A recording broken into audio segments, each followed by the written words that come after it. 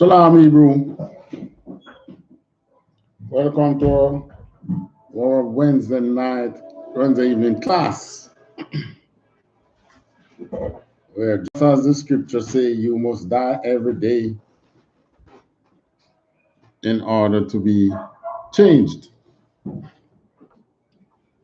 This is the Israelite School of Universal Practical Knowledge, started at 1 West 125th Street, Harlem, New York. The I.S.U.P.K today is run by Commanding General YAHANNA, the man with the rank and the authority to be the leader of our nation at this time. The I.S.U.P.K is dedicated to the re-education of Blacks, Hispanics, and Native Indians. I want to say Yahweh Basham, Yahweh Shai Barakatam to my brothers, Yahweh Shamari Latan Basham, Yahweh Shai to my sisters. All right, continue our reading in the book of the laws this Wednesday. Right now in Joshua. Yeah, man, I open that one. Let some breeze pass through. Right now in the book of Joshua.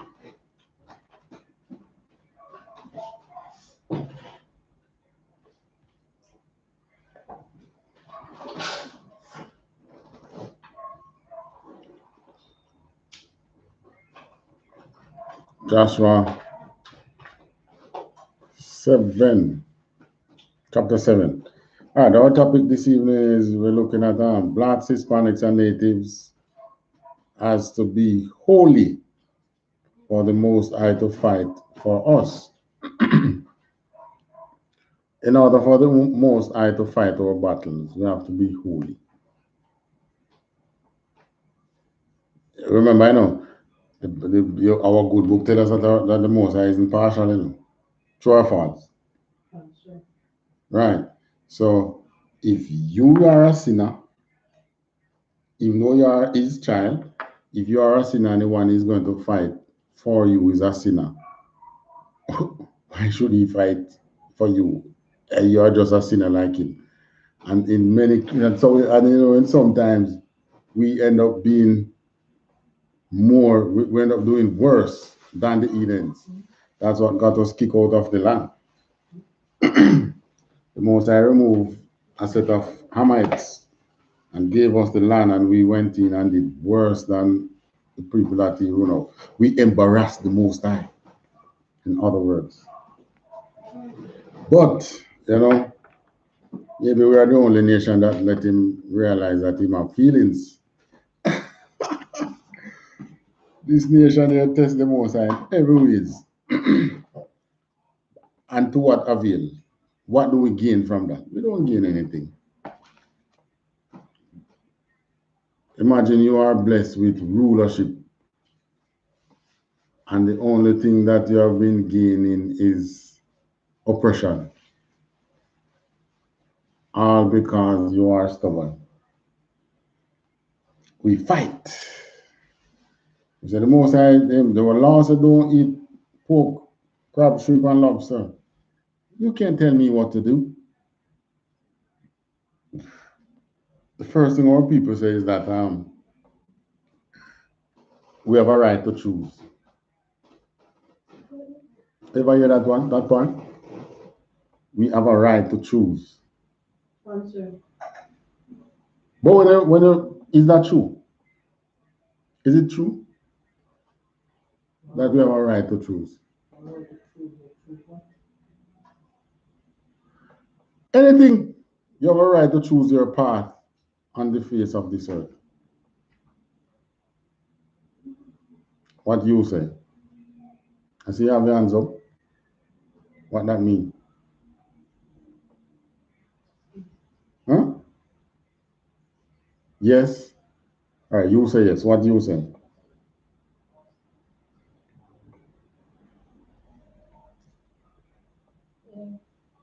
It won't face fear, but yes. If you not choose wrong appears, so people ask. What do you say, Tamar? What did I say? You choose to serve the Most High. No. What some people, even today, we have a little argument with somebody about that. Them saying, Well, they have a right to choose what they want to choose. In terms of basically anything, I can choose to eat pork and I can choose not to eat pork. I can choose to be a Christian, I can choose to be a Muslim. They're saying it's their right to choose. But I'm asking you, is that true or not? What you saying? They ignore the yes or no answer. Or not. You can give a yes or no and give the explanation behind it if you so choose. Yeah, well, I'm more of wanting to say something. Many times you hear that person say, I have the right to choose, it's my life. I want to do me, I want to live me. It's linked to waywardness. They don't want to be guided by anything or So are you saying yes or no? No, yeah. Hmm? Every choice comes up and So do we as Israelites have a right to choose? in that aspect. In what aspect? As Israelites, we will live according to how we want to live. It's not whether you want to choose or not. It's laid out how we're to live. Mm-hmm. Most as a blueprint for us. So we don't have a right to choose.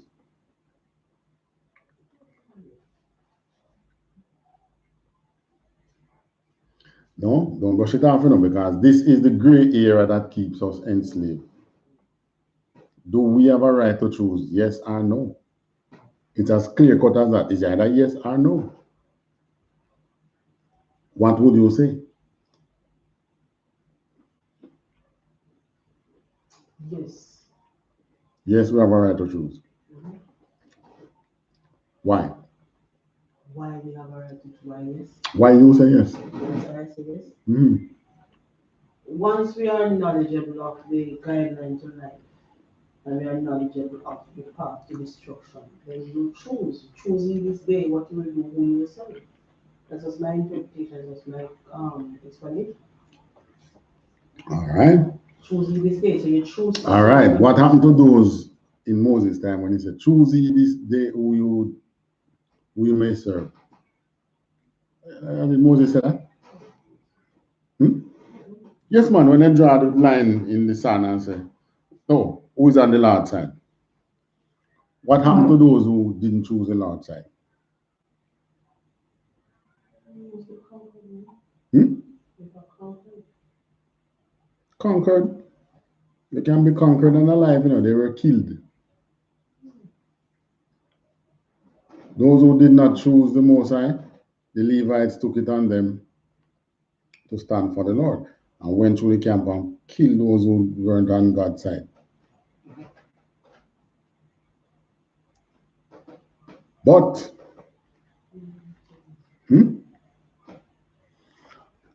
this is the whole crux of the matter of our nation. This sign in. Question? What's the question? Or is it a comment? Asking if you're saying that you don't have the right to choose or you have. All right. I think I used this example once where I said you put a mouse in a box, right?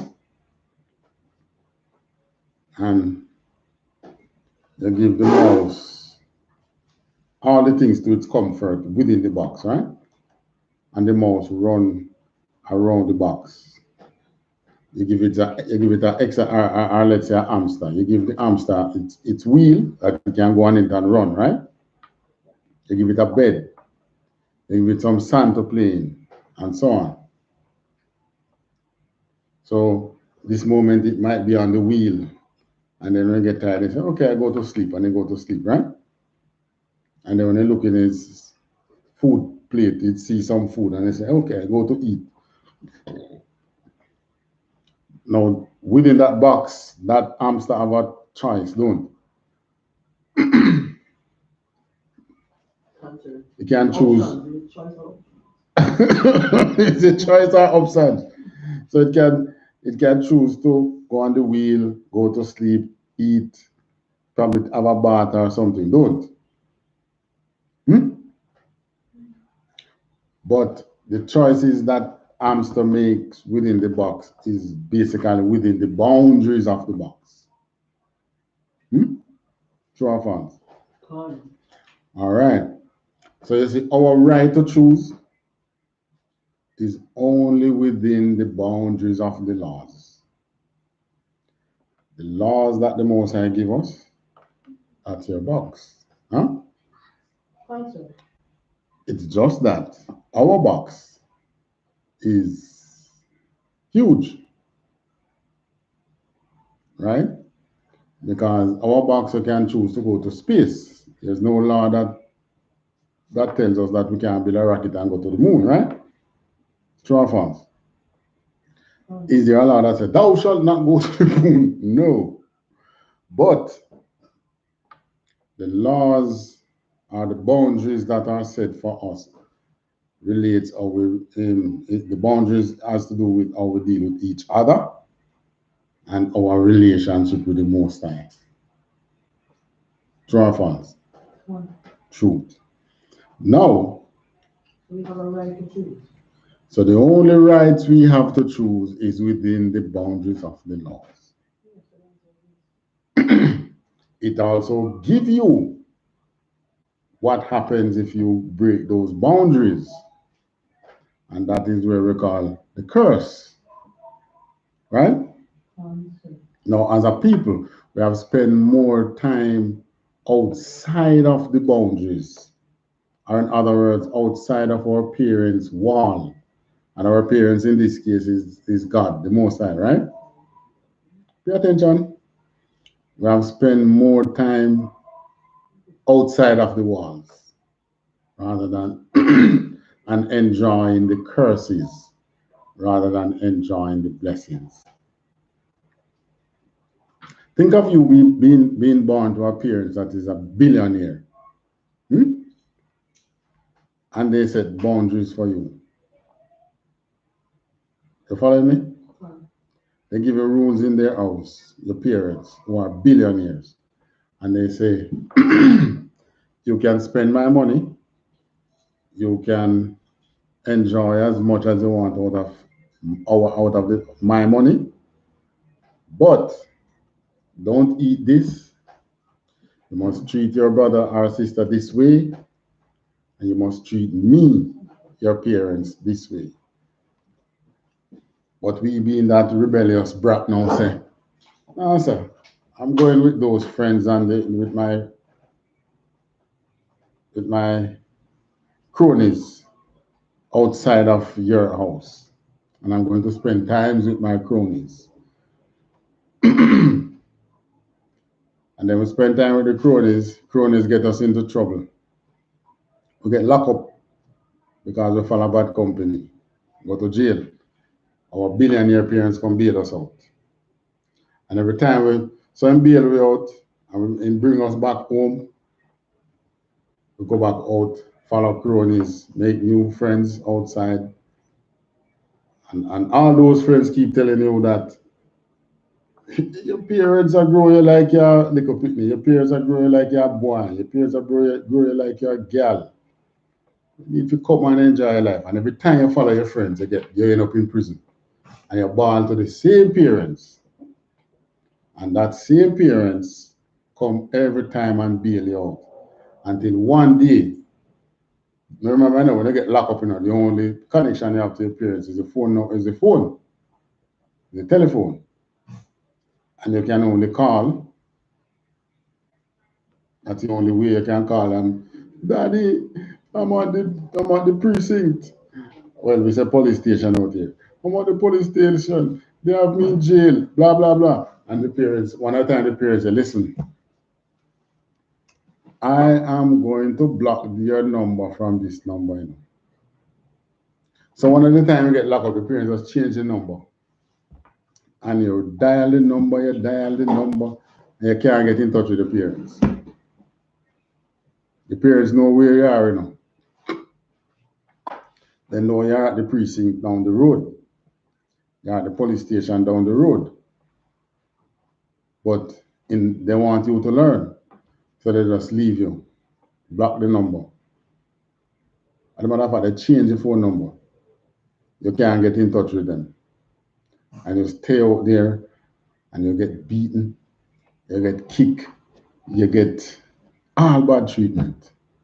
But the parents is still the billionaire that you leave. But because of your disobedience, you're out there being kicked around. Now, parents decide that I'm going to give him 2 weeks out there, and let's say 2 years. And after that 2 years, parents say, all right, I'm going for my son. And the first thing the parents did is to send one of his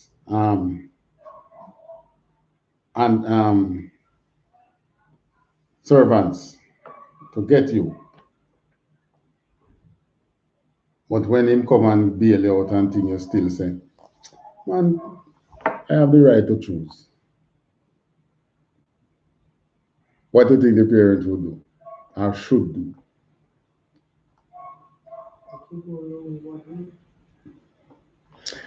Except that, in our case, we going our wayward way it would mean that we would be enslaved to these nations in perpetuity. You wouldn't be able to get out. So you tell your parent servant, I have the right to choose, leave me alone. It means that you are going to get life in prison.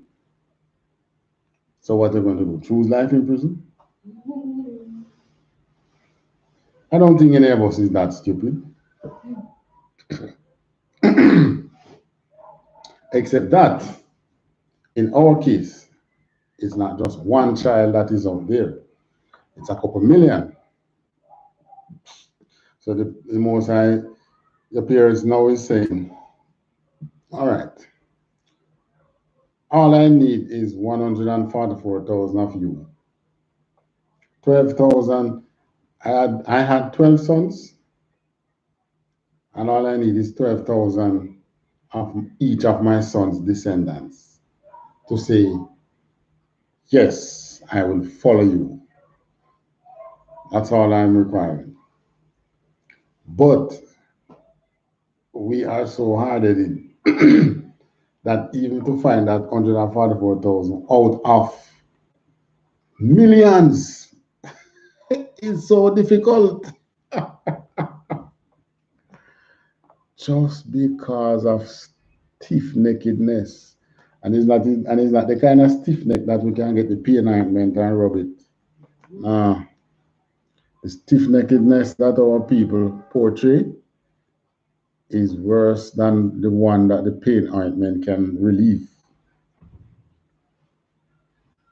And this stiff-neckedness comes from way back in the time when we were in the wilderness with Moses, and when we got into the land with Joshua. We were still stiff-necked. All right. Go to Joshua.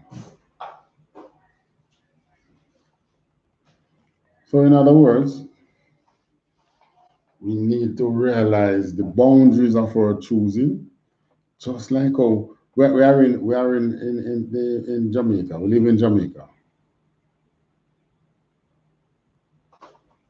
Yes, we can say we have a right to choose in Jamaica, don't? But at the same time, we can't, our choice will have to be within the laws of the land. The laws of the land say if you are going to own a firearm, you have to get a license. There are countries out there where you can just go to the store, buy a firearm, and you don't need a license. But you need one out here. The laws of the land says you can't kill. You can't arbitrarily kill people. However, we seek to want to adhere more to the laws of the land rather than to the laws of our father's house, who is a billionaire and who has made us heir to his riches. But no, we don't want riches. We like hardship. We like to struggle. We like things rough and don't even realize what is causing us to experience this roughness.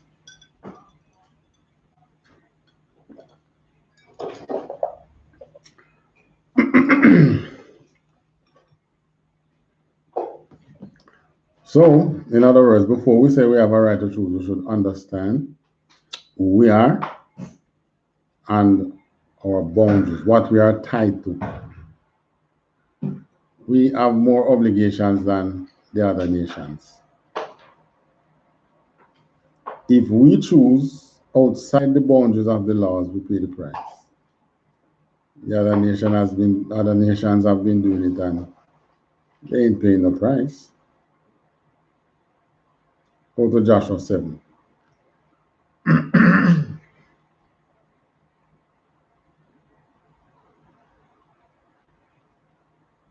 Joshua chapter 7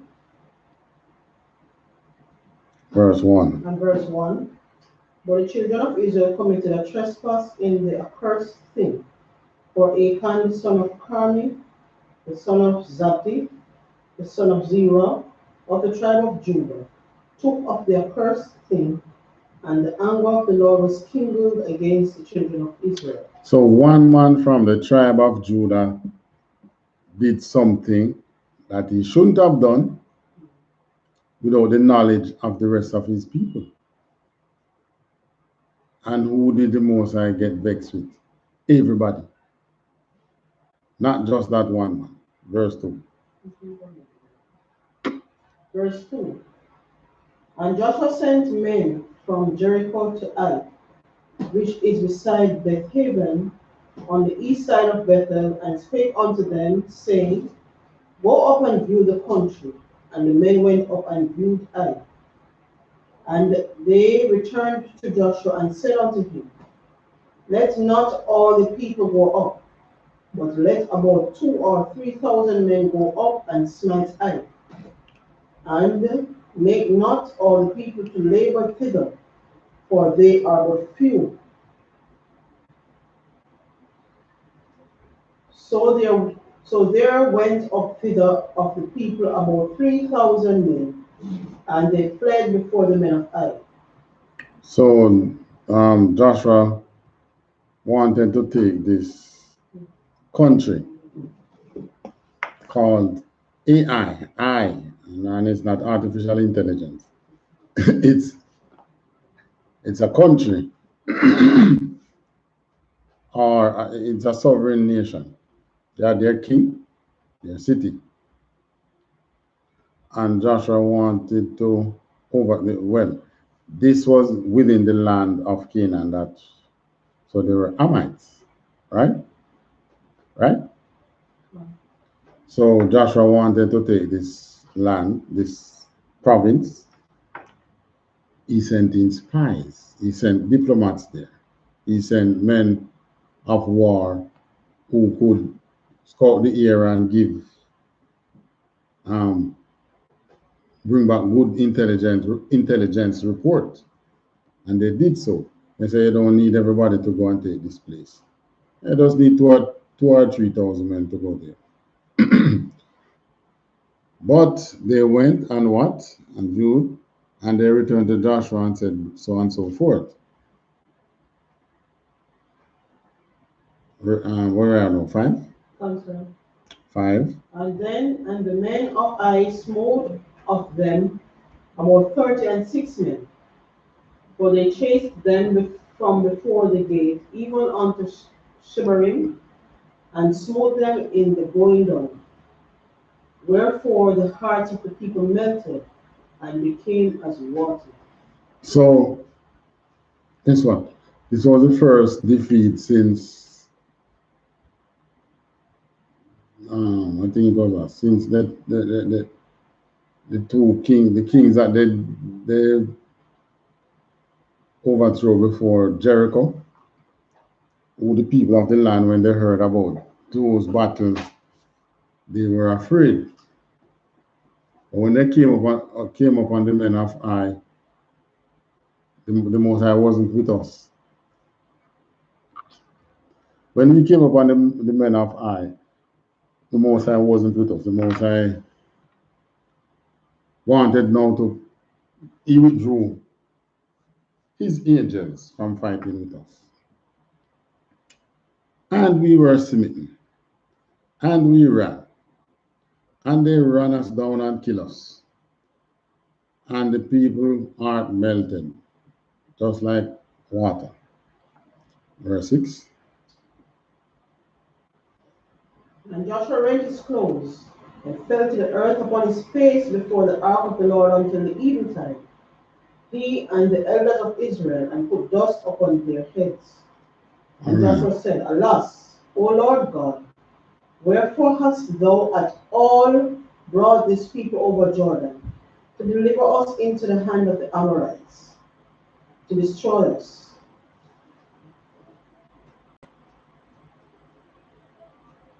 Would to God we have been content and dwelt on the other side of Jordan.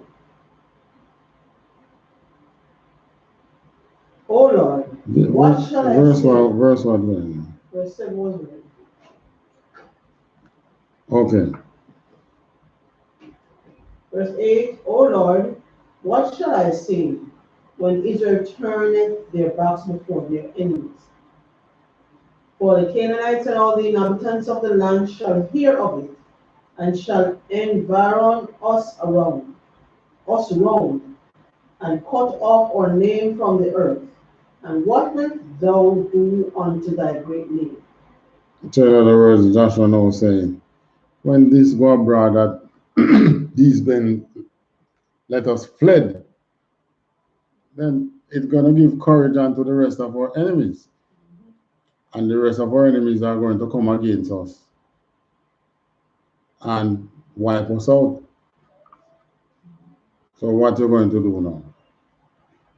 What wilt thou do unto thy great name?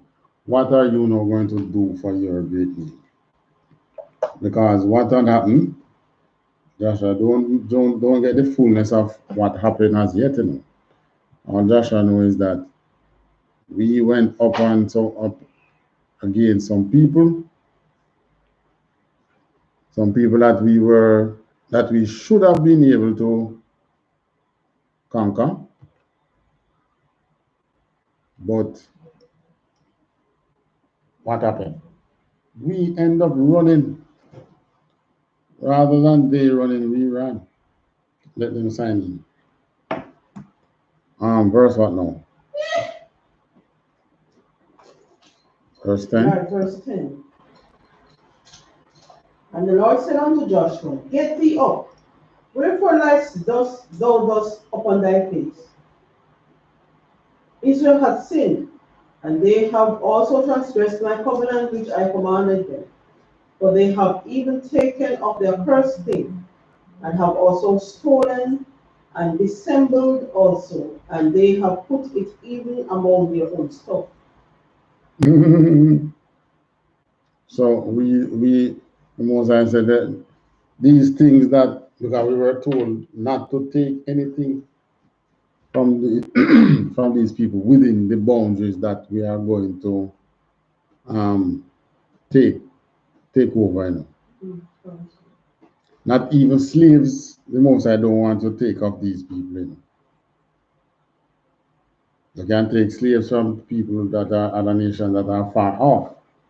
But these people that are within the land that you are going to occupy, you have to utterly destroy them.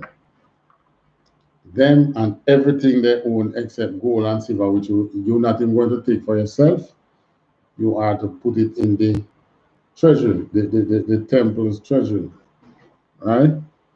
Mm-hmm.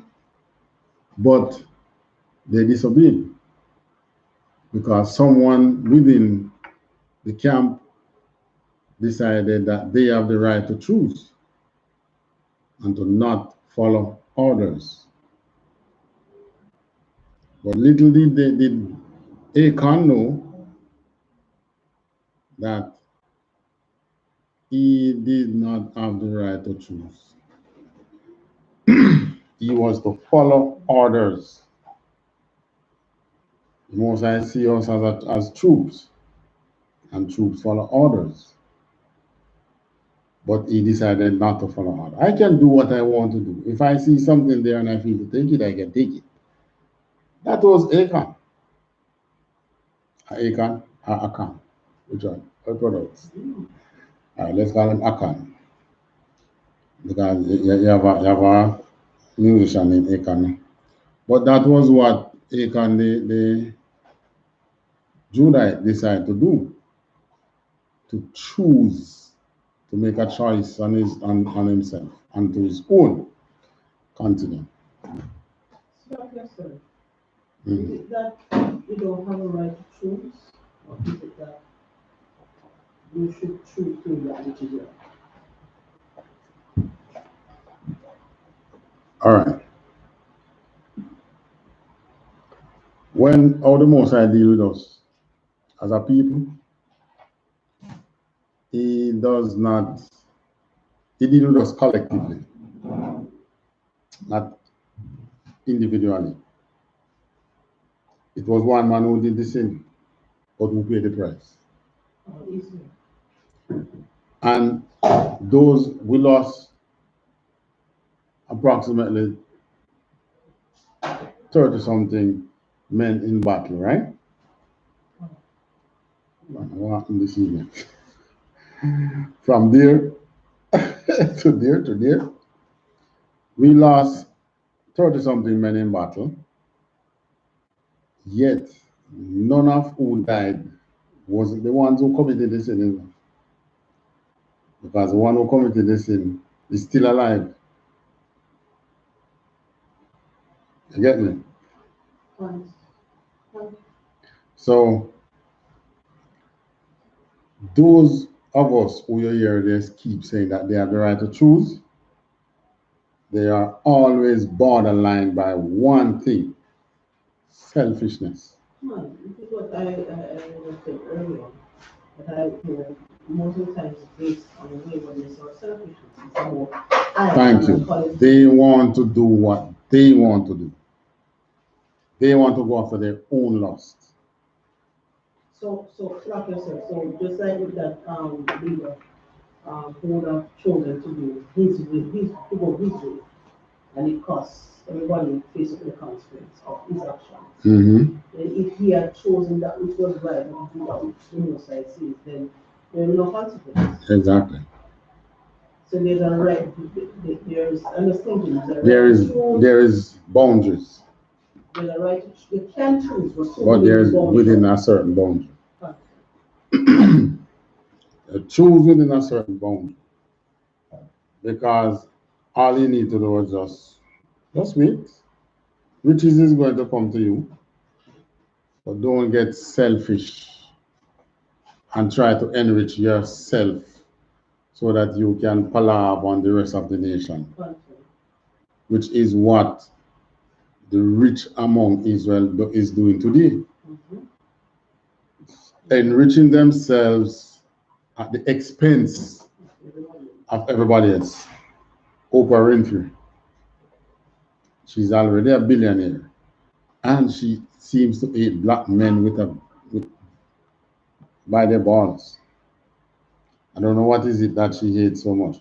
She goes against black men more than any other black female, it seems.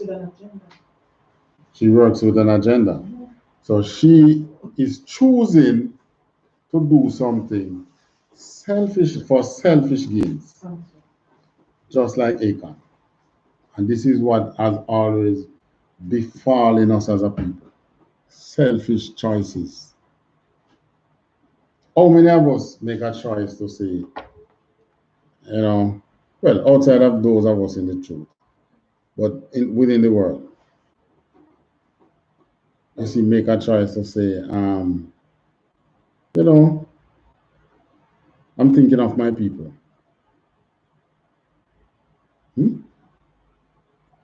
Not even the so-called Black Lives Matters. which was formed by some, what they say, lesbian female, some lesbians. And then I'm not lesbian male, it's lesbian female. It was formed by some lesbians, I think they say. But it was formed by some people of the world.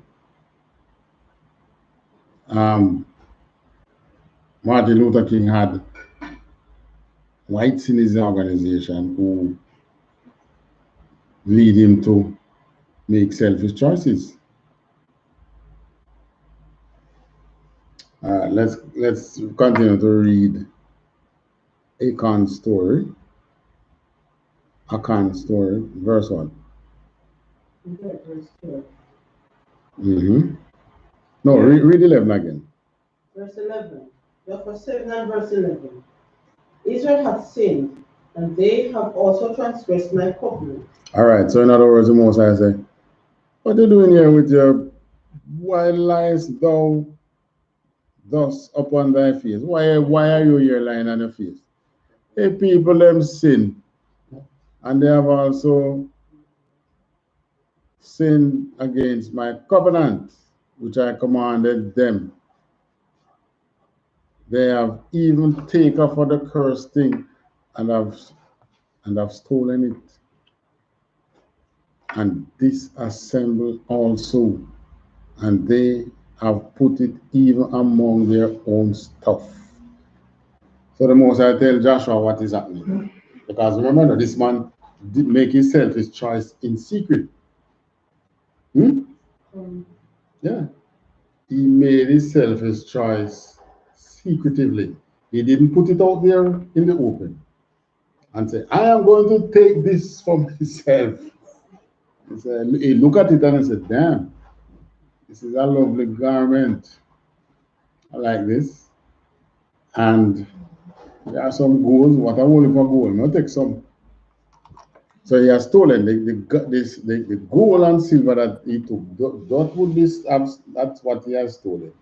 Because who would he has stolen from? Stolen? Yeah.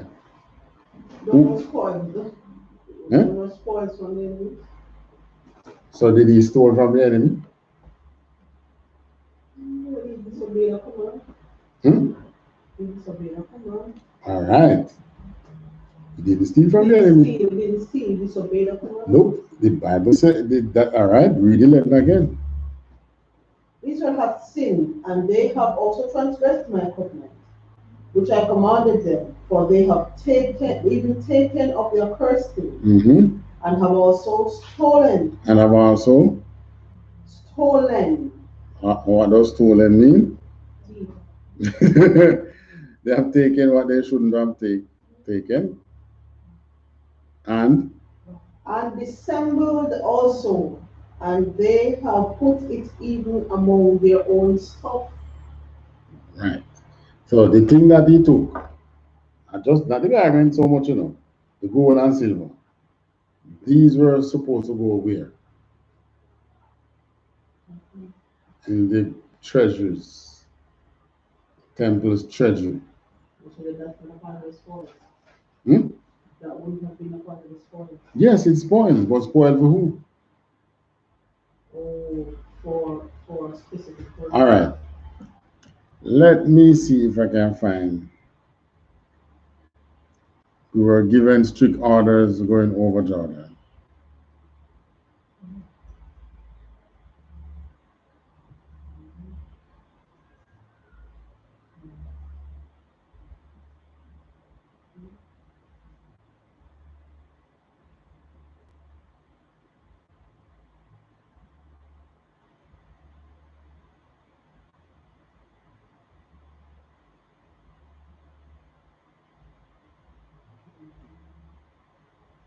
Go to verse 6 and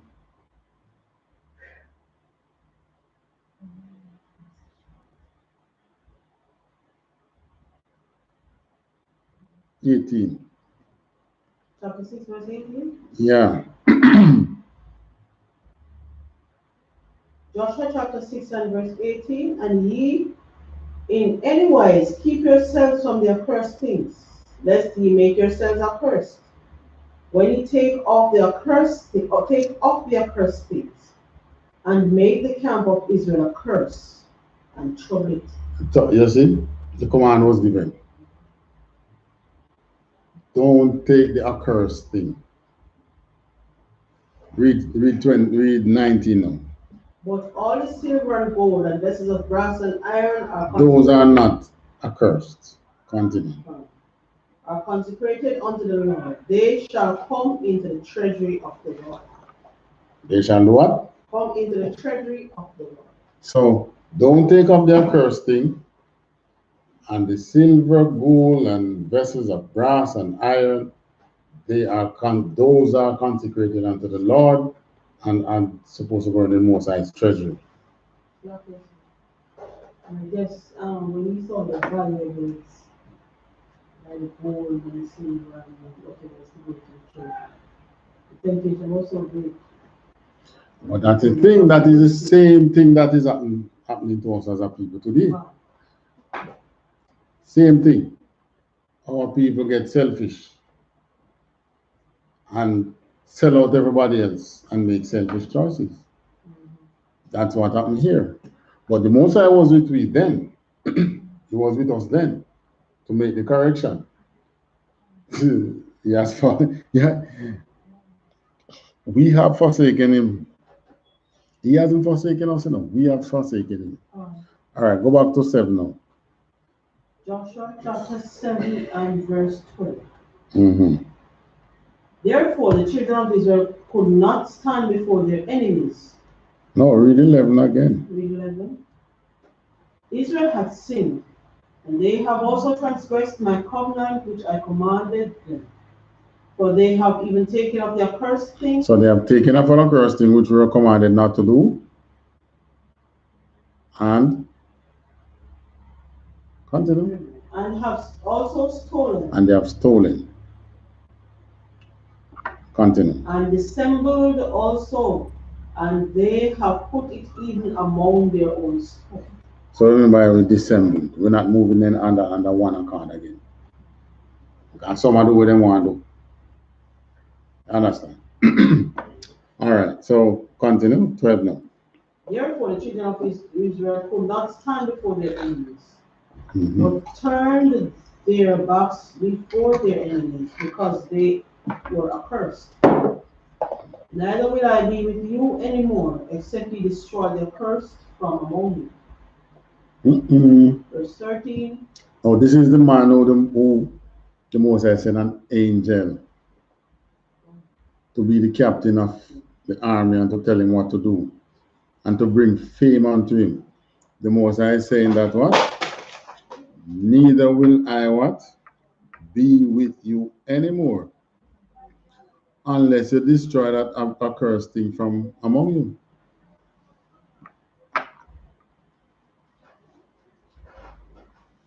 So 13. Verse 13.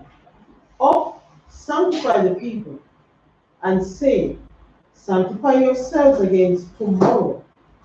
For thus saith the Lord God of Israel, there is an accursed thing in the midst of thee, O Israel. Thou canst not stand before thine enemies, until you take away the accursed thing from among you. So, in other words, the Most High not going to fight for us while we are being disobedient to him, while we are being no better than the person who is going to replace. He's going to use us to replace. As far as he's concerned, he make everybody. He don't choose you, he makes everybody. The only thing that he has done separately for us, he has given us his laws. But don't bother believe that the Most High has fell in love with us because we have a thick lip and the women then look so sexy and the men then look so strong. Don't fool yourself and believe that's what the Most High fell in love. The Most High fell in love with our nature and has given us his laws to make us different from the other people. He could have given his laws to anybody else. but because of a promise, and he's not one to break his promise, because of a promise that he made to Abraham, because Abraham, as a one man, make a stand against ungodliness in his time, to the point where he was kicked out of his country, to the point where he was kicked out of his country, and then we become his offspring. That's the only reason why. We ain't no lesser sinner than them other nation. As much as he's trying so hard with us. And guess what? Our head tougher than them other nation. My teacher used to say, thick skull. I call some tough head. And say the brain tough like in knowledge, because black reflect light. In knowledge just a reflect, bounce off on it. Ting, ting, ting. Just like how the Most High's laws keep bouncing off our head. But we give thanks for the truth and the birth of the truth. And for those of us within the truth who have made a stand. Though yes, we have our personal battle fighting, our personal struggles to keep the laws just the same. Don't fool yourself, Everyone is seeing the truth of their personal fight. Struggling to keep aspects of the law. You might not be eating something that you should not be eating. But how many brothers we have who are still battling, smoking the weed, or smoking in general? All right, verse what that? Verse 14. Mm-hmm. In the morning, therefore, ye shall be brought according to your tribes. And it shall be that the tribe which the Lord taketh shall come according to the families thereof. And the family which the Lord shall take shall come by households. And the household which the Lord shall take shall come man by man. Mm-hmm.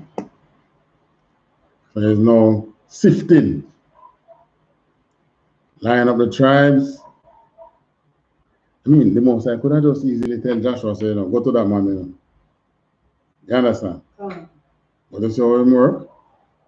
Line up everybody. Why do it that way? Because whosoever is found at fault will face up with the consequences. Whosoever is found at fault will be shown before everybody else. And will be made a public example. That's why he's doing it this way.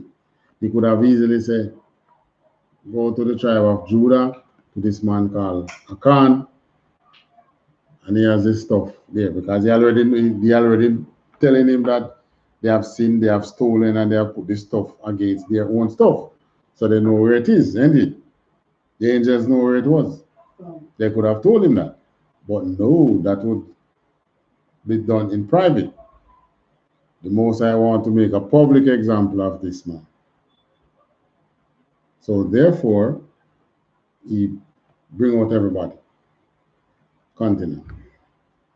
Verse 15, and it shall be that he that is taken with the accursed thing shall be burned with fire, he and all that he hath, because he hath transgressed the covenant of the Lord, and because he hath wrought folly in Israel.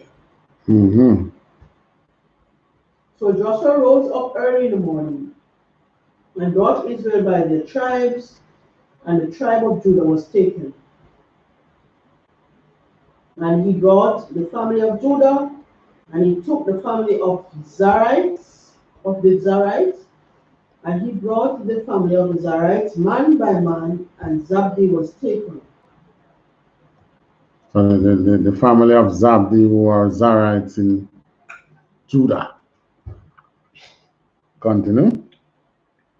Verse 18, and he brought his household man by man, and Achan the son of Carmi, the son of Zabdi, the son of Zerah, of the tribe of Judah, was taken.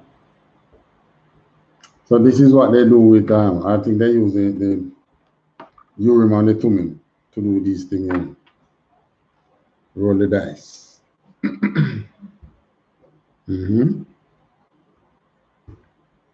Verse 19.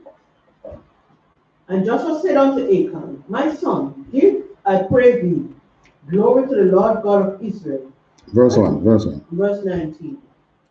Give, I pray thee, right? Give glory to the Lord God of Israel. And make confession unto him. And tell me now what thou hast done. Hide it not from me. And Achan answered Joshua and said, Indeed, I have sinned against the Lord God of Israel, and thus have I done. Verse. All right, so it's just like a person committing a sin today and found out in the school, but decide to hide it. But here now the Most High is telling him, sorry, Joshua is saying, don't hide it. Talk what you have done. Because you have caused the life. Now look at this. What was our purpose here in the land? We were going for what? Rulership, right? As a people. We were going for rulership in the land of Canaan, right?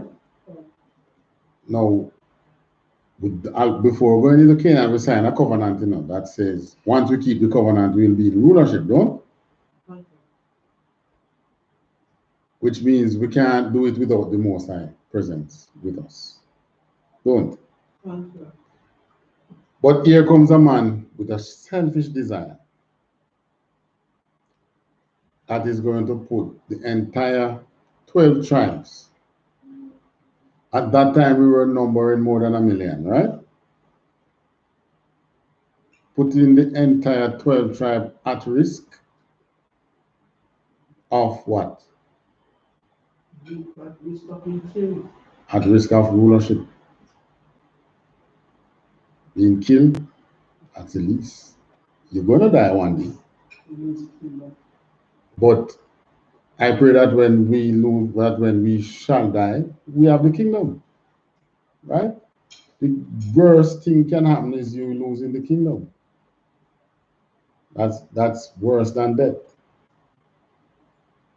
If you don't have the kingdom, when you die, you're going to reincarnate, whether you have the kingdom or not. But wouldn't you rather be reincarnated in something better than what you have now? So you have to make you have to set the foundation.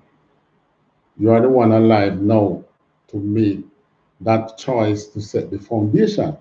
And what Achan did was going against setting that foundation for the nation, for rulership.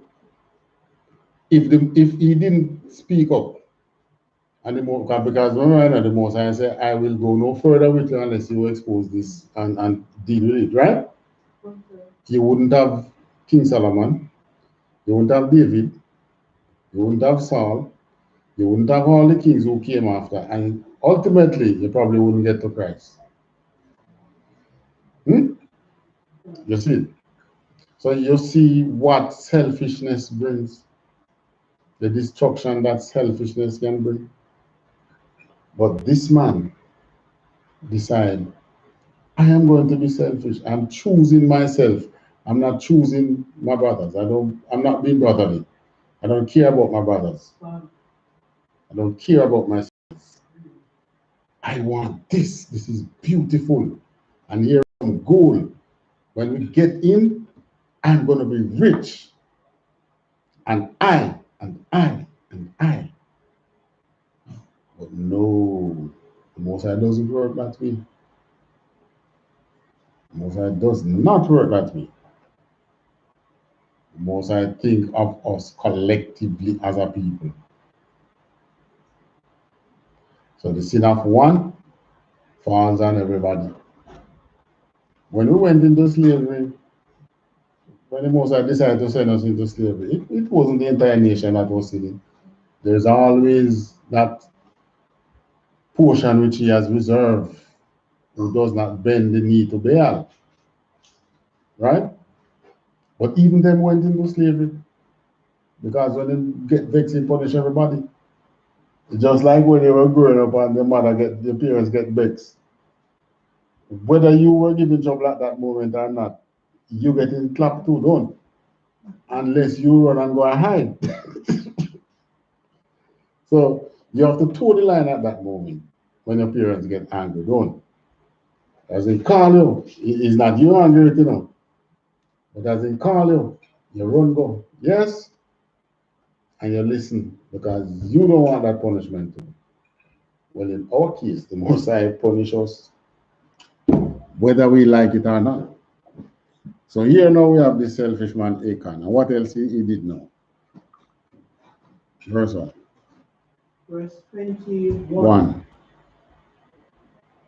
When I saw among the spoils a goodly Babylonish garment, and 200 shekels of silver, and a wedge of gold of 50 shekels weight, then I coveted them, and took them, and behold, they are hid in the earth in the midst of my tent, and the silver under it. All right. Huh?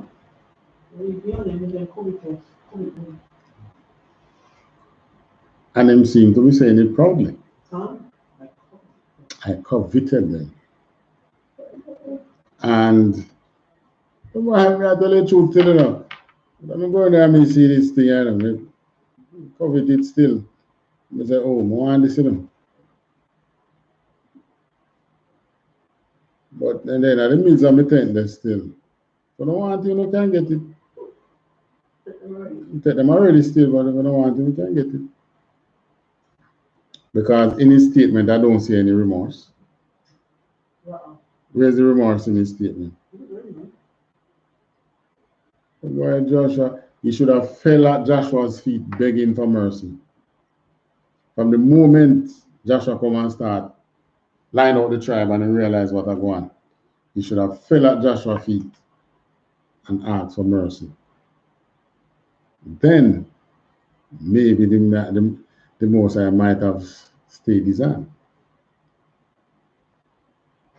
But it was done in a way that he would stay proud, just so that Most High can make an example of him. Yes. Continue reading. Verse 22. So Joshua sent messengers, and they ran unto the tent, and behold, it was hid in his tent, and the silver under it. All right.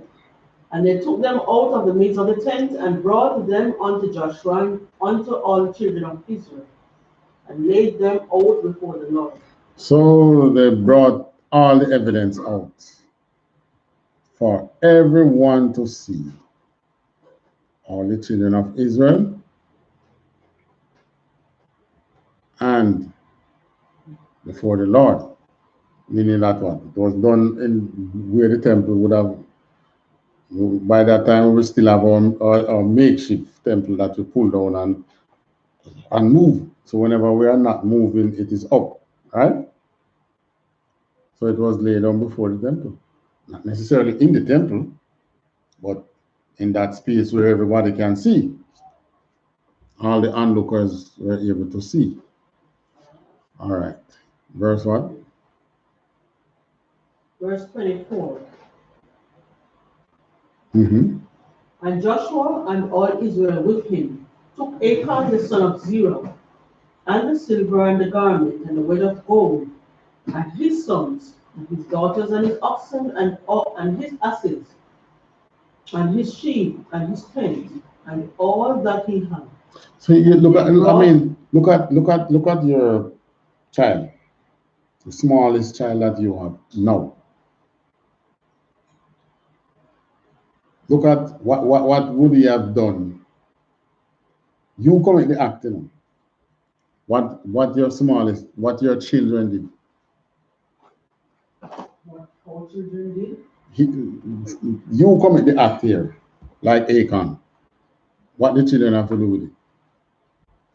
Nothing. What your asses and your oxen has to do with it? Nothing. What your tent have to do with it? Nothing. But this is the way the Most High works. This is the God that we serve. This is how we put evil away from us. When you're getting vexed, not even your footprint him don't want to see. Not, huh? That's the most I know why he does it that way. Because when you have been punished for the sins of another, that another person is done, you have been punished for it. It drives you to the point of not wanting to commit the same sin. Yes, but look at the way he's being punished. Even his children were taken. So that a family, God, that a person will not commit the same sin so that his whole family and the position taken. It don't happen like this after this again. You know? Because we had, after this, and we were in the land and established, we have kings who committed probably greater atrocities than this. But here we are at the beginning of becoming a nation. We can't start off on a bad footing. Must at least start out clean. You get me? So this is the way the Most High did it. So that it leave an impression on the minds of those who were looking on, that you should not do these things. Because even your family is at risk when you do it. And nobody think the Most High has changed. He hasn't. Because he still visits the sins of the parents and the third and fourth generation. The third and fourth generation don't even know you.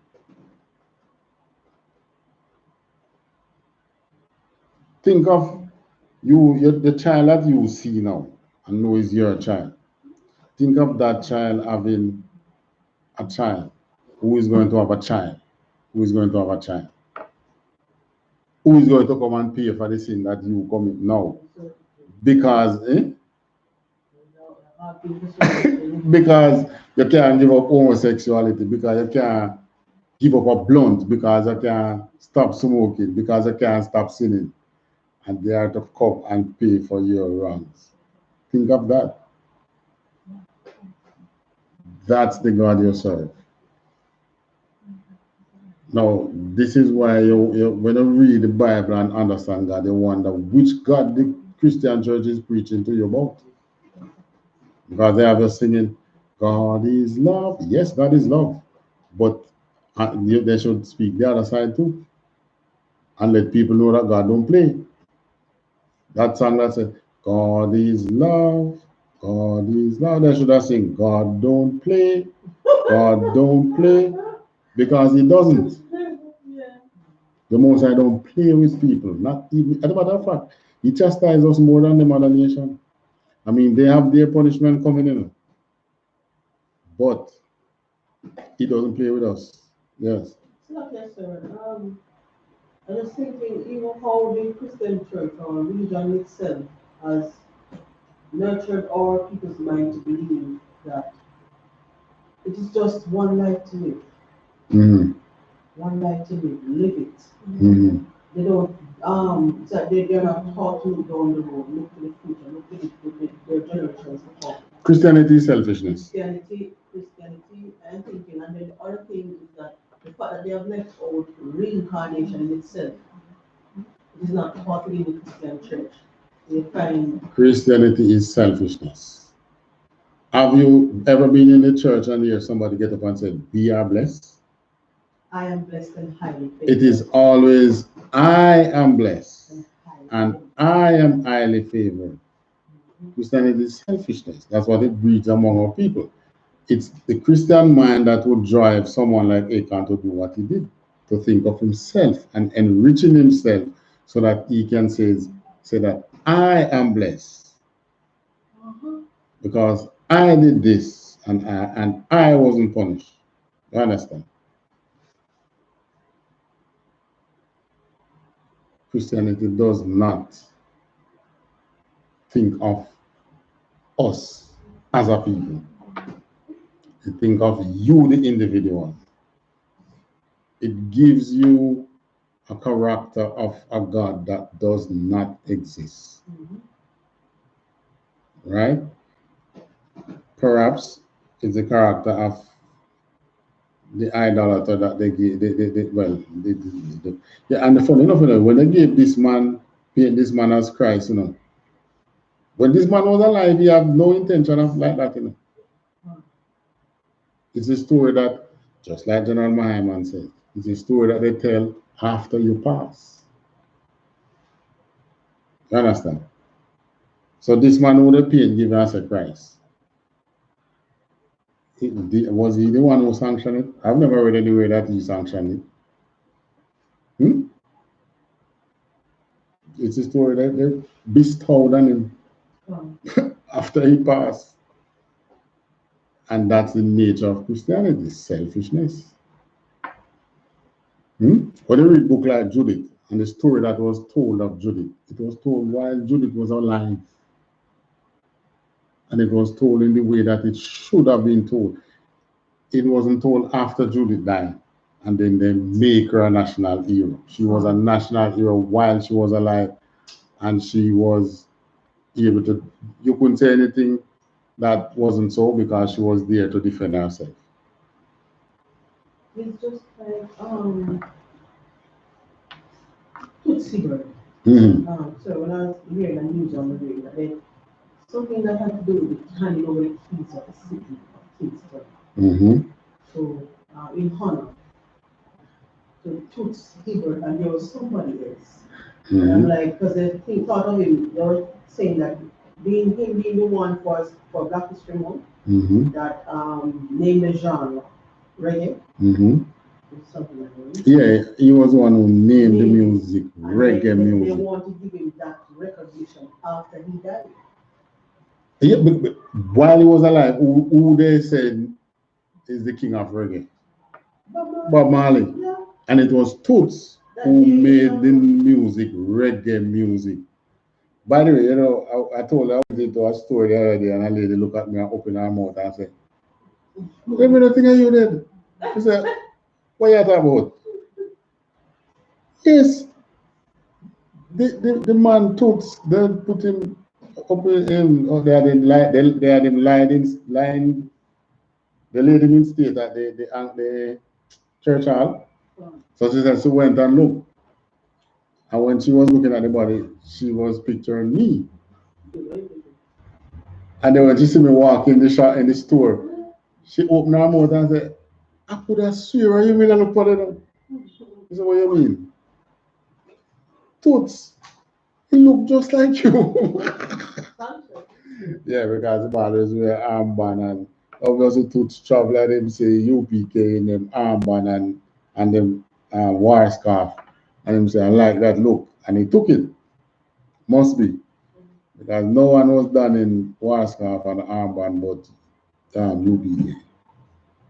And others from here has gone to Harlem and have seen the brothers and have taken aspects of dress and aspects of teaching and have brought it back.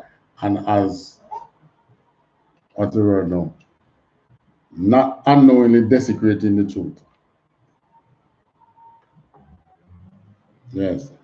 And it's when you come with the truth, you realize. All right. Verse 1. We were at the latter part of verse 24. All right, read 24 again, and Joshua. And Joshua and all Israel went with him to Achan, son of Zerah, and the silver, and the garment, and the wedge of gold, and his sons, and his daughters, and his oxen, and his asses, and his sheep, and his tent, and all that he had. And they brought them unto the valley of Achor. So they went to the valley of Achor.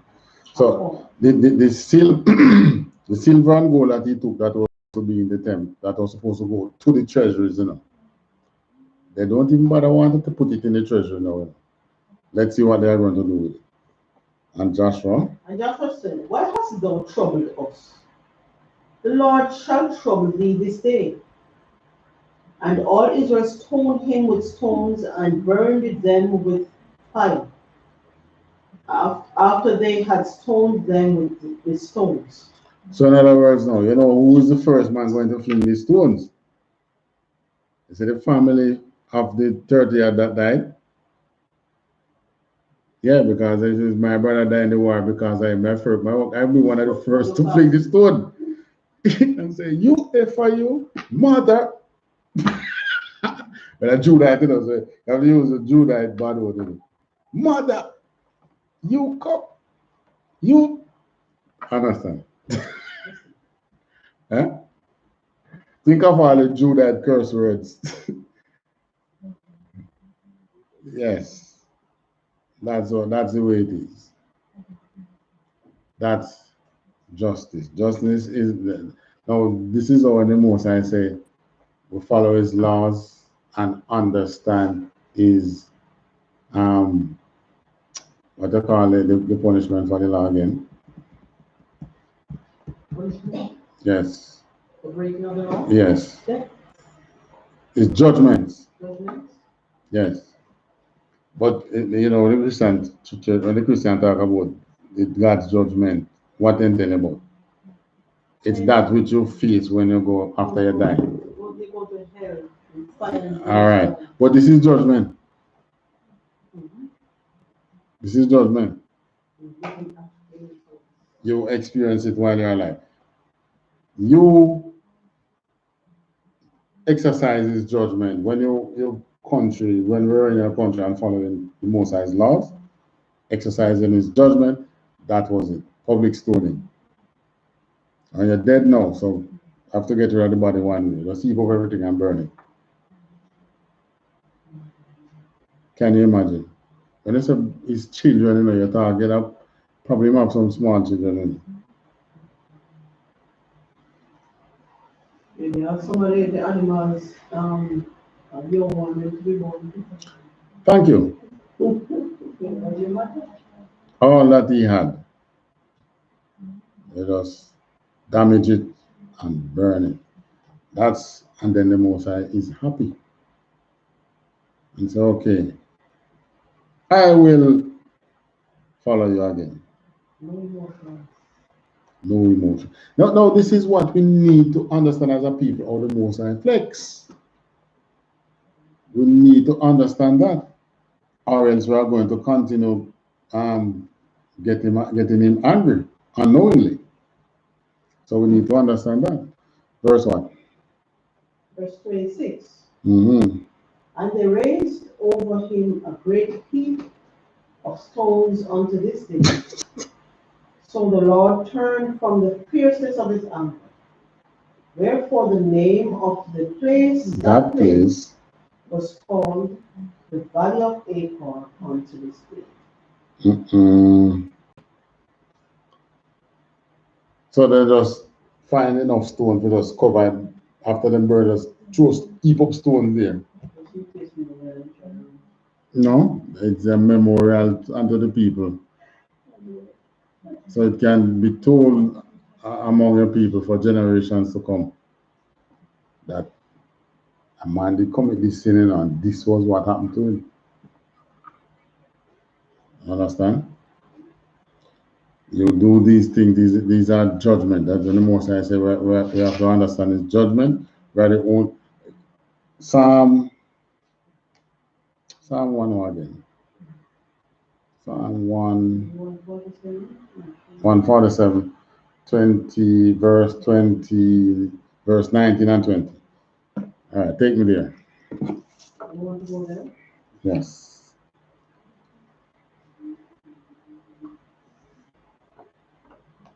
Book of Psalms, chapter 147.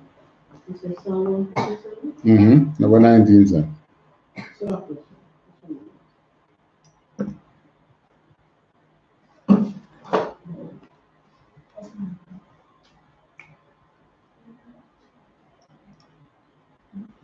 Look. Psalms.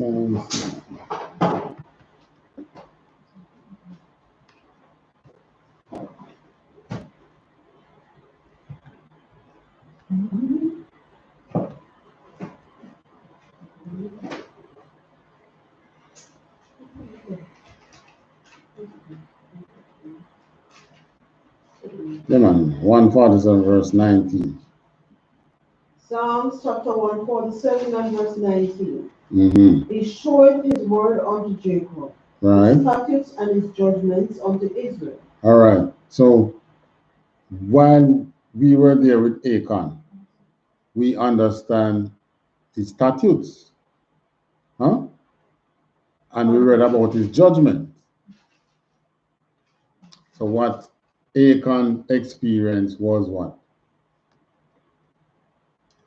Experience his judgment. His judgment. And he put it, that's why he make all Israel witness what happened. Because they are going to witness the Most High's judgment on you when you do certain things that you are not supposed to do. Verse 20. Verse 20, he hath not dealt so with any nation. So no other nation on the face of the earth has ever applied judgment like these and judge over their people like in this manner. None. And as for his judgments, they have not known them. right, he has not never judged the nations in this manner yet. Praise ye the Lord. So that because they don't know it, they are not going to come believing that they are not going to die. This is why they are going to feel it at the valley of decision. At the valley of decision, they are going to feel it. All right, take me back now to Joshua. So that's the Most High's judgment. So Joshua. Verse what, 7? Joshua? Yeah. Chapter 7. Yeah, we mean chapter 7. Verse 25. Verse 26. We have read everything. Right, reach 26 again. And then we move to 28. Joshua chapter 7 and verse 26. And they raised over him a great heap of stones unto this day. So the Lord turned from the fierceness of his anger. Wherefore the name of that place was called the Valley of I.S.U.P.K unto this day. So that's the Most High's judgment. That's what Israel knows. That's what we know. We be in slavery, that's the Most High's judgment. And that is what we need to understand. And this is why we in the truth always hear us knock out on Christianity, Muslim, and the other religion, because they are not telling the people the truth that what you're experiencing, this hardship that you're going through, is the Most High's judgment on you for not following His law. It is your duty to follow His law. You are the descendants of the people who must follow His law. You are the descendants of the people who don't have a choice. Your choice is limited within the frameworks of the laws that the Most High said. So when you hear, it's only because you know I get charged, you hear a man talk about, I have the right to choose, to thump him straight in the mouth, knock out in front teeth. But that because you know you have the law of the land that is police or come take you up and thing. But that's what should have been happening. They knock out them teeth when them say that. Because it's a lie. The one who is always telling you that you have a choice is the one who wants to do sinful things. You never hear a person feeding the poor, helping other people and telling that you have a choice. You understand? You just do it. But the one who wants to go and sin, he wants to be a homosexual, he wants to be a lesbian, he wants to be a LGBTQ, ever again, AI something or other. There's 3 more letters gone on it. More letters. Now it's alphabet soup. They want to do what they want to do. They do not care about the collective freedom of the nation. Right? I am blessed and highly favored. And you live in a 3-4 story house, you alone. At the expense of your people. What about the rest of your people? Oh, screw them. Who cares about them? That's why you have organization like, that's why we have to rebuild ourselves under the banner of the ISUPK, right? And the other fake Israelite group that come preach just Christianity. What's the word they would use now? They want to repackage Christianity and come give it to you in the same way, not understanding the laws fully, not fully explaining the truth to the people because they know it not. They sever their umbilical cord before they get all that they should have gotten. And the matter of fact, obviously, they were not with us from the beginning, just like the Mosai says. And they leave and they go farm group and just perpetuating the lies in another banner. You do not have a choice. Your choice is within the boundaries of the law. You can't choose outside of that, or you're going to pay. One idiot in tell me, say, "Not book the toe." But the only thing is, when you book your toe, is it the nation going to feel it? And the most I realize this, that is why I'm saying 144,000. I just need that amount to follow the laws. Equal amount in all tribes to follow the laws, then I will free my people. But while I'm going to free my people, 2/3 of you are going to die. Yes. Our beloved leader, General Commanding General YAHANNA, he said he doesn't mind if he could save everybody. But the truth is, not everybody, not all of them want to be with you. I won't tell you that they don't want to be saved. They want to be saved, but they don't want to be with you. Because what? The road that the truth that we speak is too hard for them to follow. They want to do what they want to do. So because of that, they pay the price. And not the nation again. Yes, what was I saying?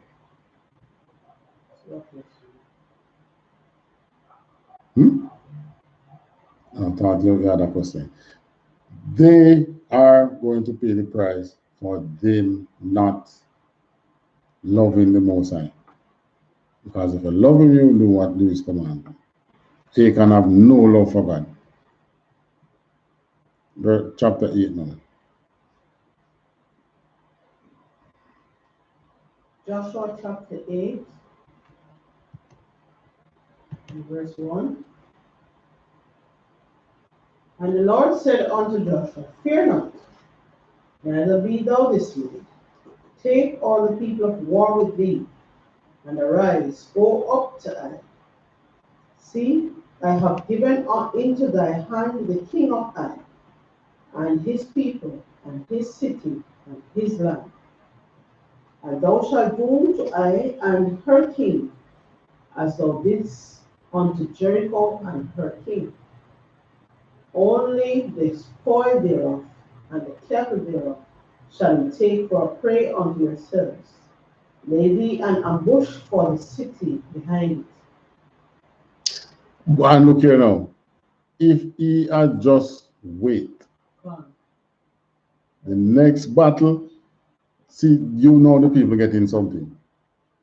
Because prior to that, you kill everything and you take the gold and silver, put in the treasury, right? And now the Most High is saying what? The cattle, only the spoil and the cattle, the spoil thereof and the cattle thereof shall you take for a prey unto yourself. So you're going to get some, you see, impatient. It's not just I think that even with Achan, and only impatient, it's like he just didn't want to follow orders.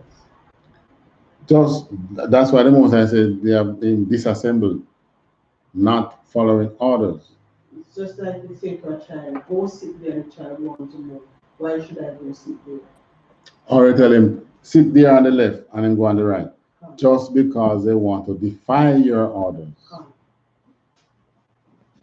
Achan, don't take anything.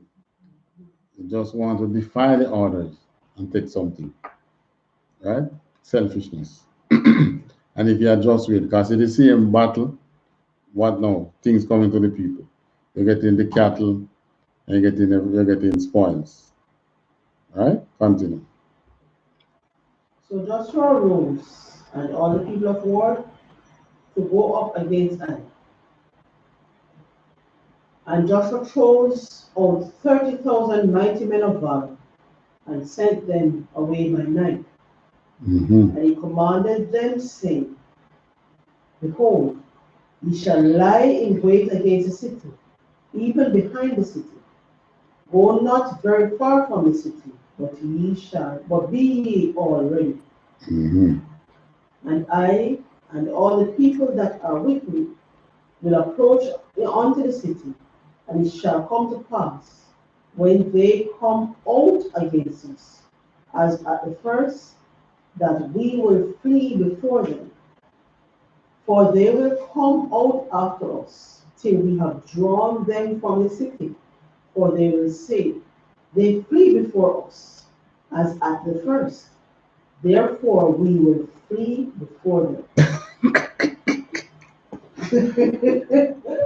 Listen, let me tell you something. That's why in the truth, we understand warfare. And in life, the better you understand warfare, the better you will be able to navigate yourself through life. This is warfare. That's why I tell you, so what just happened on Capitol Hill, that was warfare. You know? That was not protest. That was warfare. It was just a failed attempt. They went there to get the ballot to burn it so that the election would have to run again. Right? Why? Because it's still that war between the North and the South. And you have to understand that. It's warfare.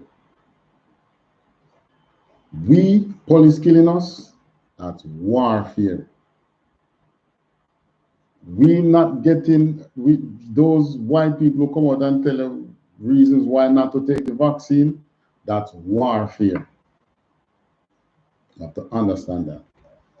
You as a people work so hard in this kingdom, not paying your wages as you should. And if they give you a raise, inflation, take it out. Yes, warfare, but it's slavery too. But slavery, you have to understand that slavery is what? Slavery is what? Warfare.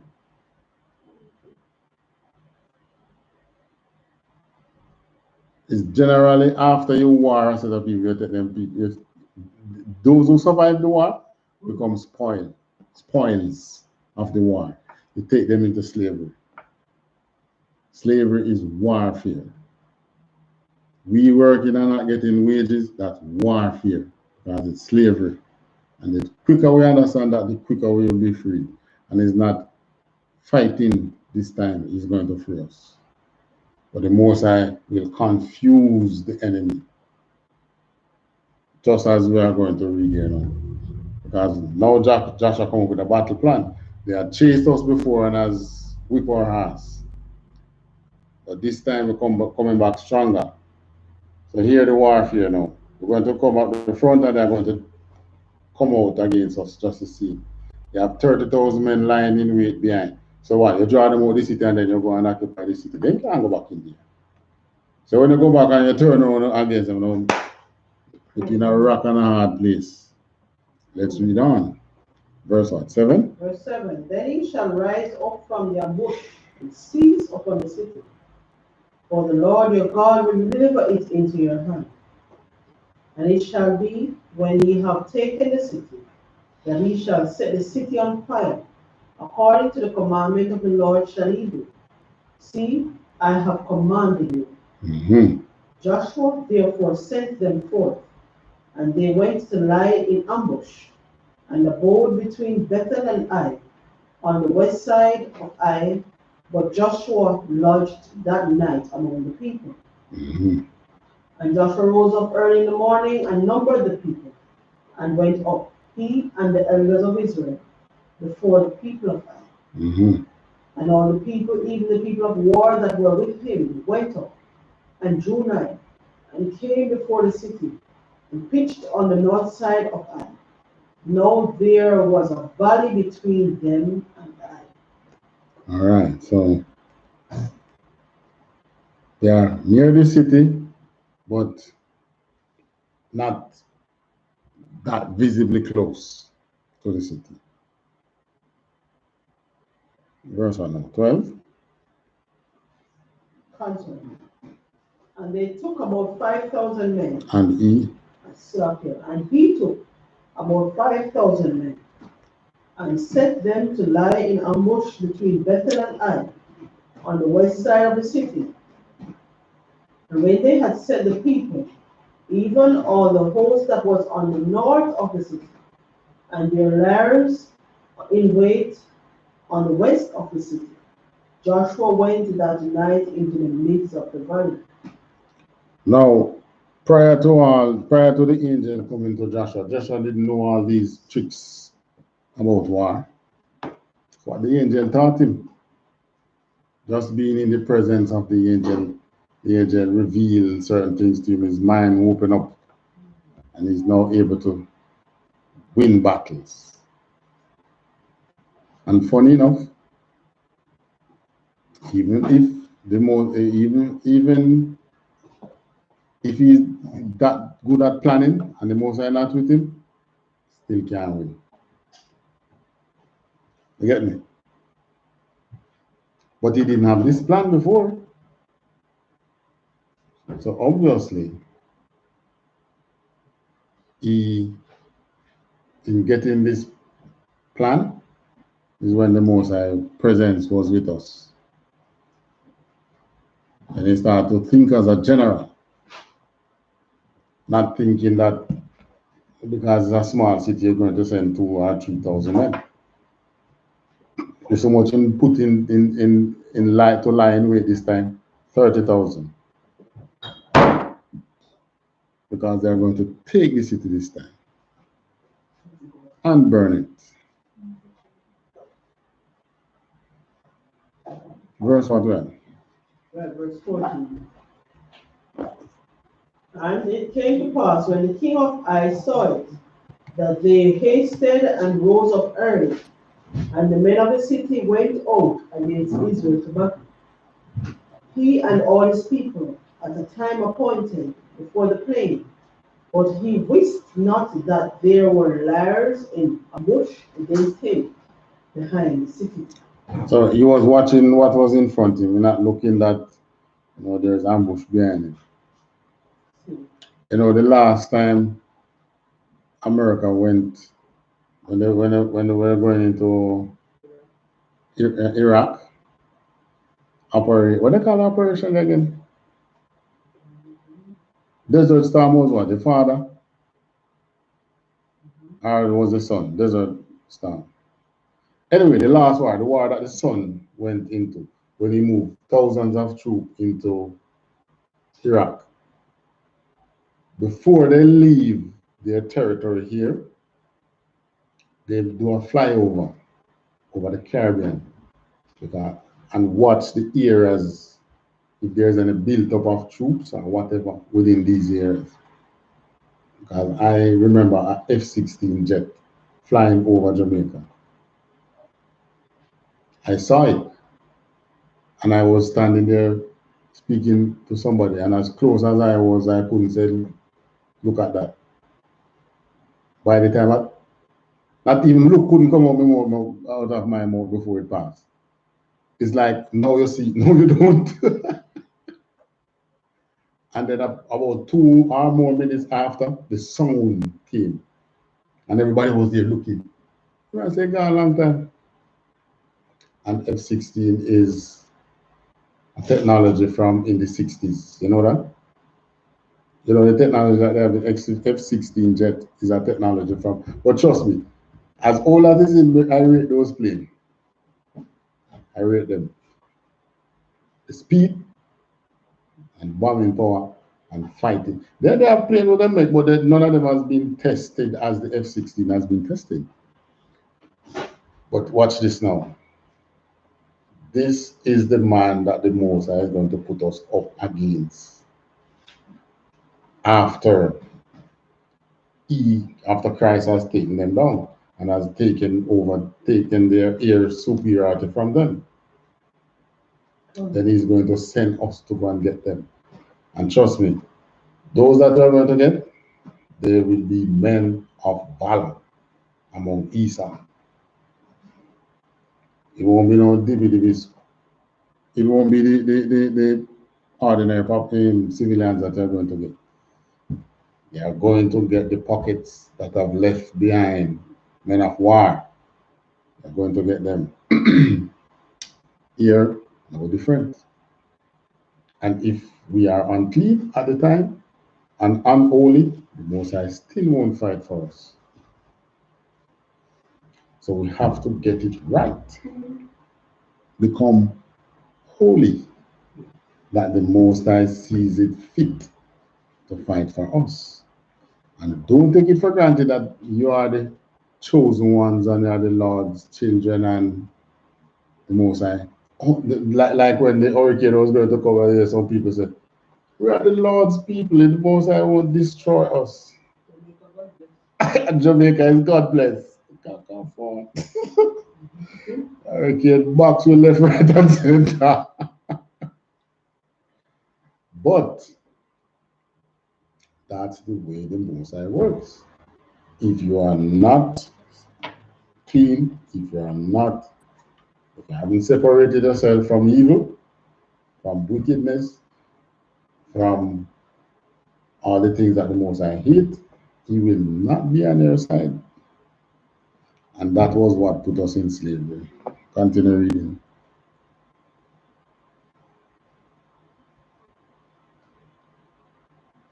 Verse 15. And Joshua and all Israel made as if they were beaten before them, and fled by the way of the wilderness. And all the people that were in Ai were called together to pursue after them. And they pursued after Joshua, and were drawn away from the city. And there was not a man left in Ai or Bethlehem that went not out of it after Israel. And they left the city open and pursued after Israel. Yes, because Israel was the underdog in those days, the upcoming nation. The nation that is going to come and overthrow these big, powerful nations. So what? You have that underdog fleeing. So guess what? Even the man who is a farmer, even the man who is a street sweeper in the city want a lick off of you now. Because guess what? It wasn't just men of war who fled after Israel then. Even the street sweeper want a lick off of you. Even that man fled from the city in pursuit after Israel. And what happened after that? Verse 18. And the Lord said unto Joshua, stretch out the spear that is in thy hand toward Ai, for I will give it into thine hand. And Joshua stretched out the spear that he had in his hand toward the city. And the ambush arose quickly out of their place. And they ran as soon as he had stretched out his hand. And they entered into the city and took it and hasted and set the city on fire. And when the men of Ai looked behind them, they saw, and behold, the smoke of the city ascended up to heaven. And they have no power to flee this way or that way. And the people that fled through the wilderness turned back upon the pursuers.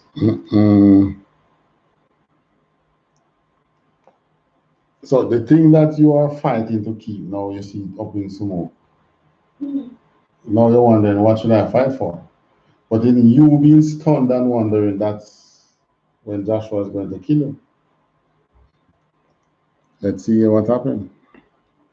Verse 21. When Joshua and all Israel saw that the ambush had taken the city, and that the smoke of the city ascended, then they turned again and slew the men of Ai. And the other issued out of the city against them. So they were in the midst of Israel, some on this side and some on that side. And they smote them so that they fled, so that they let none of them remain or escape. Goodness gracious. Now that's a battle plan. Now that is how that is how the God you serve fight war. Nothing left behind. If he wants some to escape, he will tell you they will flee. Leave them alone. But when he says utterly destroy, that's what he means. Read that last part again. So that they let none of them remain or escape. That's what utterly destroy. Now, the next part, saving the animals. You tell them take the animals and spoil them to yourself. Right? Right. But none of the people escape. So what happened to the babies? The babies? Yeah. They burned in the city. Everything was destroyed. Everything was destroyed. 23. Verse 23, and the king of Ai they took alive and brought him to Joshua. And it came to pass when Israel had made an end of slaying all the inhabitants of Ai the field in the wilderness, wherein they stayed there, and when they were all fallen on the edge of the sword, until they were consumed, that all the Israelites returned unto Ai, and smote it with the edge of the sword. Verse 25, and so it was, that all that fell that day, both of men and women, were 12,000, even all the men of Ai. For Joshua drew not his hand back, wherewith he stretched out the spear, until he had utterly destroyed all the inhabitants of Ai. So you see how the Most High fight that battle. What did Joshua do? Just stretch out him and his spear and point it to Ai. Just the way he and Moses. I'll go again. When Moses was Moses and Aaron and another brother who put the stone under Moses' hand to give Israel the victory. We have a God. We serve a God that doesn't play. He don't play with us, and he doesn't play with our enemies. Verse what now?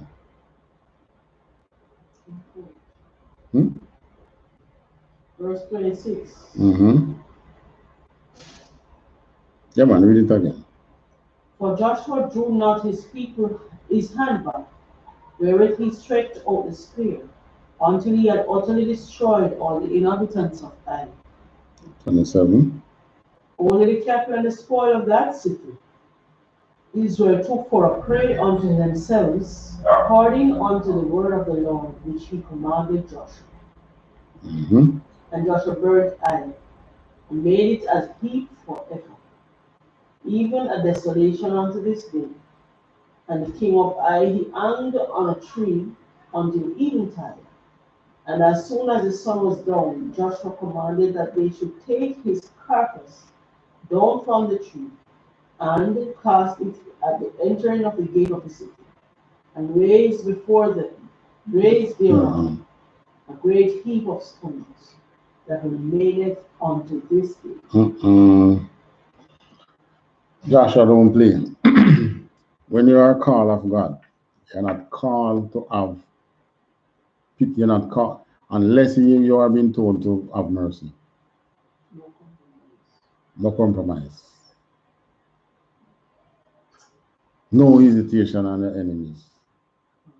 If they want to make themselves your enemy, well, you're only, this time we are fishing.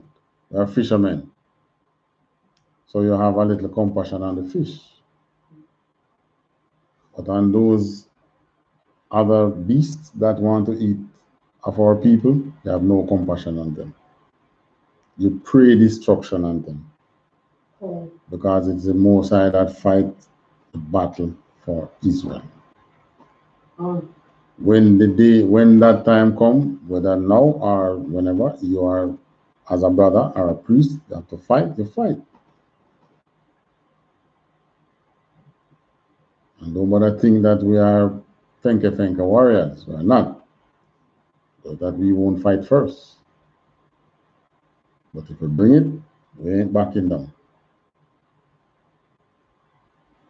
All right. So after all this now, and Joshua gained victory, he has purged the people, and the Lord made the people holy again, so that the Most High fight for Israel. What did Joshua do? Joshua went and renewed the covenant. Verse 30. Verse 30.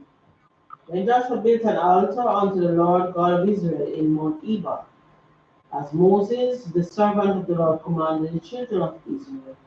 As it is written in the book of the law of Moses, an altar of old stones, over which no man hath lifted up any hand. And they offered their own burnt offerings unto the Lord, and sacrificed peace offerings. And he wrote there upon the stones a copy of the law of Moses, on which he wrote in the presence of the children of Israel. And all Israel and their elders and officers and their judges stood on this side the ark, and on that side before the priests, the Levites, which bear the ark of the covenant of the Lord, as well as a stranger, as he that was born among them. Half of them over against Mount Gerizim, and half of them over against Mount Ebal, as Moses, the servant of the Lord, had commanded before, that they should bless the people of Israel. And afterward he read all the words of the law, the blessings and cursings, according to all that is written in the book of the law.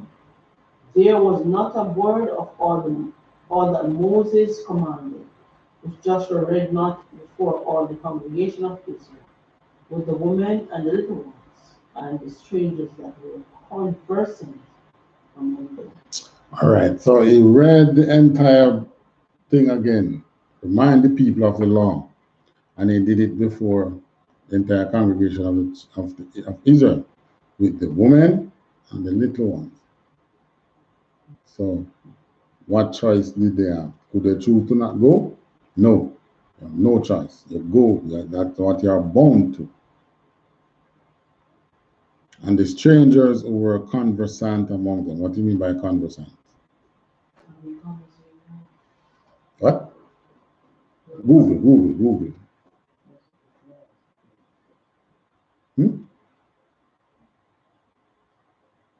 What it means to be conversant. Or I should say dictionary. Dictionary.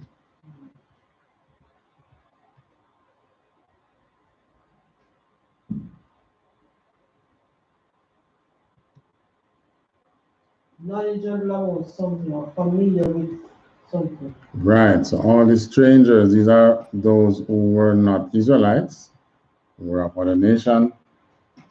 I remember we came out of the land, we had other people among us who were among us. So those who were familiar with our laws and our judgment, they were invited to come. And the strangers that were conversant among them, right, these were your servants. Because our law says even yes, the servants have to observe the high holy days and so on and so forth. So that's how it is. We have to be clean, make ourselves holy, which means separate, so that the Most High can fight our battles. Questions? All right, and with that we say, Margin, we have to read the prayers. Let me not sign in book. Sign in. Margin, which means to stand and face the east.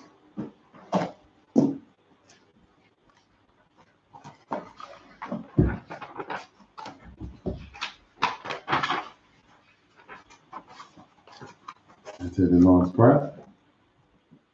Abanawa, Shabashamaya, Kodash, Haya, Shamka, Yahawa, Malakwata, Tabaha, Matazaka, Haya, Haja, Varataza, Kawa, Haya, Bashamaya, Nathan, Lanawa, Lakan, Kal, Yawam, Masalak Lanawa, Kawawat Nawa, Kasalak Nawa, Kawawatya Nawa, Walaha, Tabayana, Banasaya, Abba, Awashai Nawa, Maya, Rai, Kaya, Laka, Amalakwat, Wahahala, Wahatapahara, Laiwalam. Amen. In English, our Father which art in heaven, hallowed be thy name. Thy kingdom come. Thy be done in earth as it is in heaven. Give us this day our daily bread, and forgive us our debts, as we forgive our debtors. And lead us not into temptation, but deliver us from evil. For thine is the kingdom, and the power, and the glory, forever. So be it.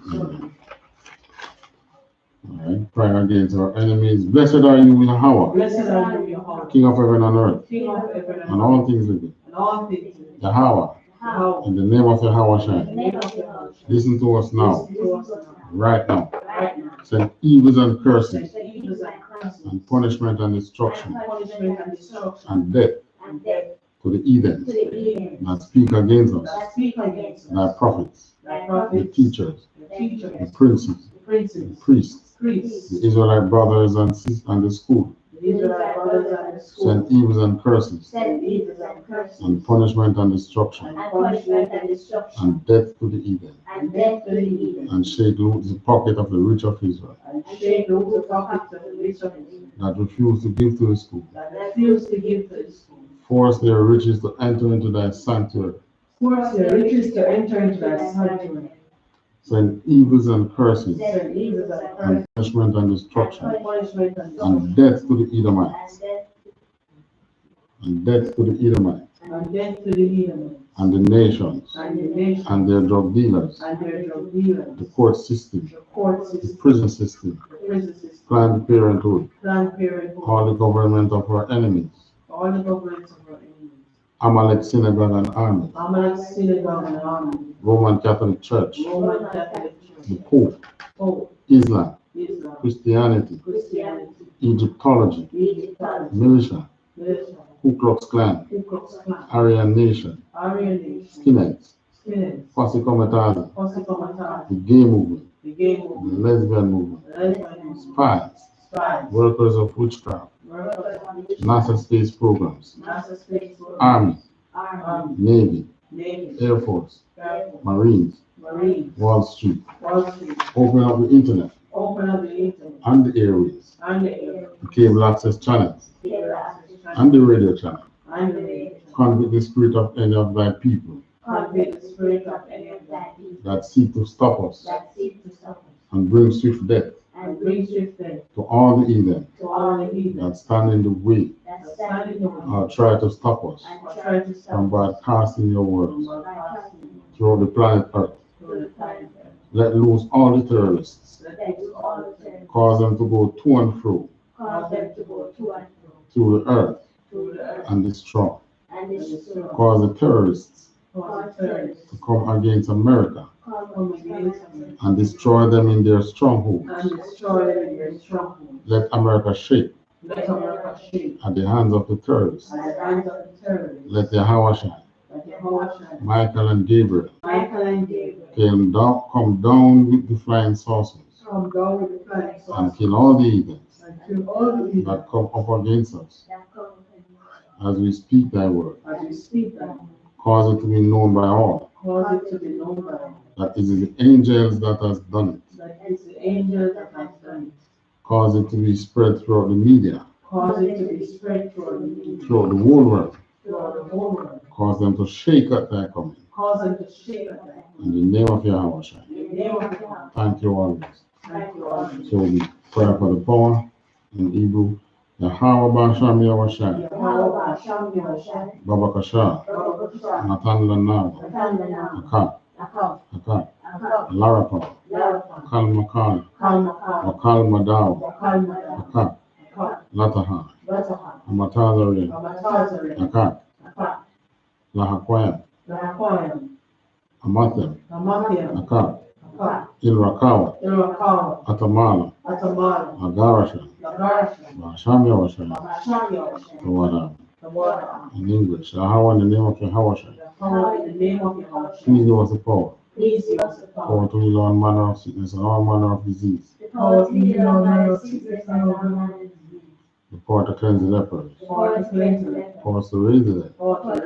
Power against unclean spirits. To cast them out in the name of Yahweh. Thank you, Savior. ISUPK security announcement. We are the I.S.U.P.K out of 1 West 125th Street, Harlem, New York, under Commanding General Yahanna. New rules for brothers and sisters. When a new brother or a sister come into the school, they are off limit for 6 months. They are to be saluted only. They are here to shed themselves of the world. After 6 months, if a brother or sister has an interest in a particular person, he or she must get permission from the head to speak to a brother or a sister. There is another 6 months in which the brother or sister will court each other. After the 6 month period, the brother or sister will get permission from the head to marry. Tithes, which is a commandment. You can find this in Numbers 18 and 21 and Malachi 3, 8 to 10. Means 10th in Hebrew and is pronounced Ma'ashara. 10% of every penny of any increase the Lord gives you, give to the treasury department or teacher. Priest fund, free will offering for priests, not mandatory. Whatever amounts you would like to give. Upcoming holy convocation. What's the next convocation?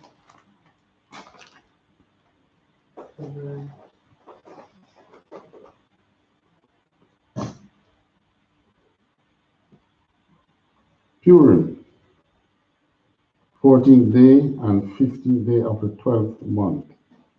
Thursday, February 25th and Friday, February 26th, 2021.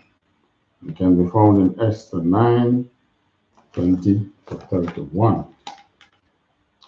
Akim and Aquatian, you're reminded to check on social media such as ISUPK.com, Facebook, Twitter, YouTube, and so on for ISUPK events and materials. If a brother wants to be a trooper in the school, then he is to start wearing all black, which includes black boots, shirt, pants, headband, or scarf. And that is your module, which means to stand. Of course, salute to the teacher, Madam Shabbat, Madam Barak, the Hawa Basham, the Bashai Barakatam. Courtesy salute to the sisters, please, sisters stand. Turn and face the sisters, Madam Shabbat, and Madam Barak, the Hawa Shamai, Yatan Basham, Yawashai. The Adam Atah, these are down classes.